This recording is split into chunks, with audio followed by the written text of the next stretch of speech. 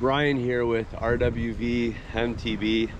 I'm doing a follow-up video to the Kestrel lace-up video that I did the other day, and I ended up exchanging them for the Kestrel Boa. So I just got them last night, sneaking in a quick ride here after work. So I thought I'd cover some of my initial thoughts. Here they are in action. As you can see, a little bit different look. It's got kind of that cool boa. I like the red in there. Matches, because you know that's real important. Definitely makes you faster. Figured I'd do this portion while I'm riding out to the trail. Going to Squaw Peak again, my local trail, and you know, I was surprised how different this actually feels. So first of all, from a sizing perspective, it's definitely a little bit tighter. So the 11s were perfect. The very tip of my toe is just touching the end, and so I'm gonna see if I just need to break them in a little bit, kind of like a ski or mountain bike boot, because it's literally just a few millimeters, but I can feel on my big toe and second toe it just kind of touching. Secondly, the boa enclosure is so much better than the laces.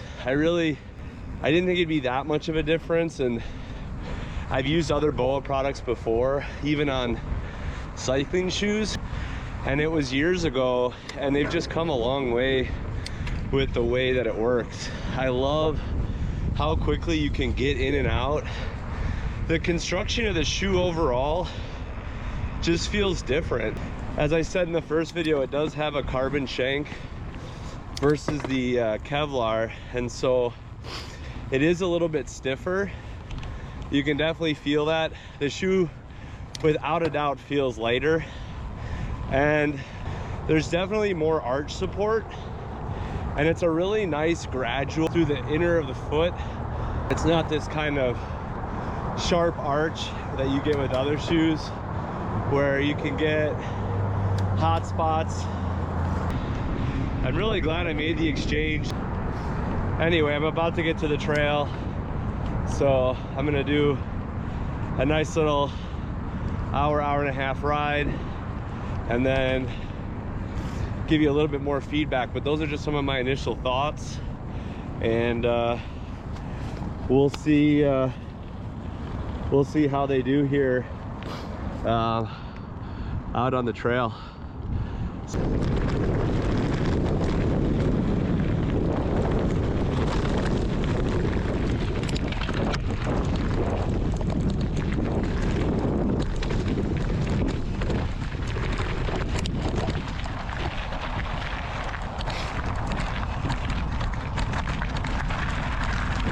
Yeah, these just feel so good.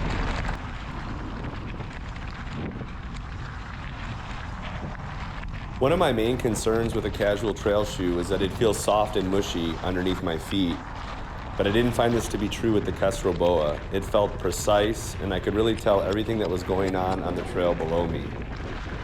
When it came time for a short, sprinty climb, like the one I'm about to do here, the power transfer to the pedals was phenomenal, enabling me to get right up the hill with no issue. The combination of performance, comfort, and style, along with ease of access with the Boa system, make this an awesome all-around shoe. Yeah. Whew. That's a tough little one. Felt great though. One area I definitely wasn't concerned with was this shoe's ability to handle a steep, rocky, technical descent like this. 510 is known for making awesome free ride and downhill shoes, and this one didn't disappoint.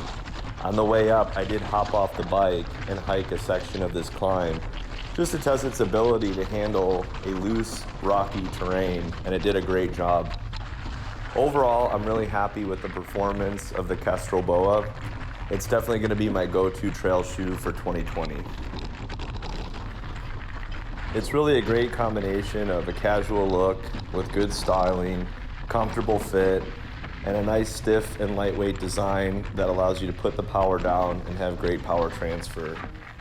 It's tough to beat as an overall package, and if you're looking for just one shoe for the trail, this is the one to go with. Okay, I'm back from my ride. I had an absolute blast out there. I always love to sneak some 6, 7, 8 mile rides after work, and I'm really blessed to be by some awesome trails at Squaw Peak. But I want to talk about some of the differences that I did notice between the Kestrel Boa versus the lace-ups that I reviewed just a few days ago. So first and foremost, obviously, is the Boa enclosure. And it's super nice. You just pop it open and boom, fully opens, push it in, and then twist it, and it gives a nice linear close across the entire foot. I did notice that with other Boa systems I'd used in the past that it felt like it'd be tight in some areas, loose in others, and tight in, further down the foot. So it would kind of bind on snowboard boots or road shoes that I used in the past. 510 did a great job with just one Boa to give a really nice linear tightening throughout the entire foot. You still do have the strap. I didn't change it. I just left it the way it came out of the box. Another thing that I really noticed is it has the carbon shank in these versus the nylon in the lace-ups, and it is significantly stiffer. So I was able to kind of bend the sole with my hands on the lace-ups, and I'm not with this. And I did notice it on the trail when I was climbing. The power transfer definitely felt better on this. The other thing I'll say is it's lighter as well, which is really nice. It does feel just a little bit lighter. It's not a big difference, but overall it just feels like a little bit more performance oriented shoe, but you still get the same comfort and the same sole material, the stealth rubber, that you do with the lace-up version. So to me, for an extra 50 bucks, again, these came in at $200 versus $150. I definitely think it's worth it. If you have the lace-ups, you have an awesome shoe, or if 200 bucks is out of your budget, you really can't go wrong.